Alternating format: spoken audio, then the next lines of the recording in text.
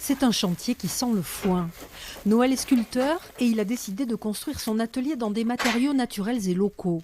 Des bottes de paille comme constituant principal des murs, du bois, de la laine de bois, tout pour que le bâtiment respire et soit le plus respectueux de l'environnement. Cet atelier-là, j'aurais pu le construire en beaucoup moins de temps, parce que j'aurais pu le construire tout seul si j'avais utilisé des agglos, des parpaings, et ce que je faisais avant, ce que je faisais il y a 20 ans.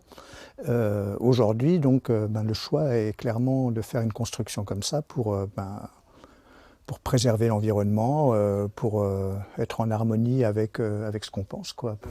85 cm à des fois 1 mètre. Marc est venu l'aider dans son projet. Infirmier à Orion, il a rencontré Noël sur un autre chantier et profite de ses travaux pour se former avant de construire sa propre maison. Je suis assez sensibilisé de plus en plus par le fait d'être le plus local possible, de faire le plus attention possible à l'environnement. Et donc ça me séduisait de faire une maison comme ça, quoi, comme disait Noël, de faire avec des matériaux les plus écologiques possibles et les plus près possibles. L'éco-construction au cœur du salon Asphodel ce week-end. Dès vendredi, des exposants spécialisés dans ce secteur vous accueilleront avec un gage de sérieux.